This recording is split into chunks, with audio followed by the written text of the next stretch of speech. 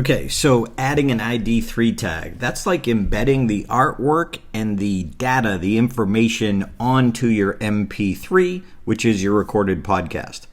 There are different editors you can use. I choose to use iTunes because I'm an Apple person, but you can go online and search other ways to do this. Just want to show you how I do it. So here is the file, and what an MP3 looks like. You just have the little musical tones. Even though I'm pointing at my screen, you can't see me pointing. But that's what it's going to look like without the ID3 tag. And what we want to do is make it an ID3 tag.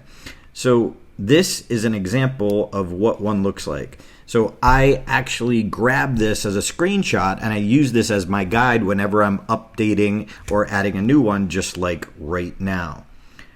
First thing is you want to make sure your artwork itself is the right size. So if you're putting it on Apple iTunes, you want to make sure it's at least 1400. So you see right here, if you click on the JPEG, click Command I, it will give you the information about the artwork. So it needs to be at least actually it's 1600 by 1600, but it needs to be at least 1400 by 1400.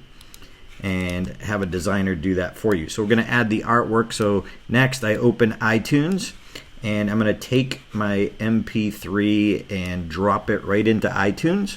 You see it says no ID. So if we click on this and then at the top we click on song info, it shows us just the title. There's nothing else there.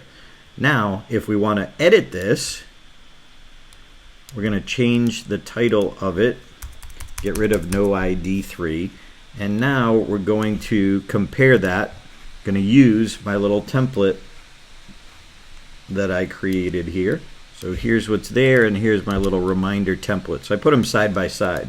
So episode number 3, second chance, artist, Darren. And as you type in, you start to see previous ones that you've done before will pop up.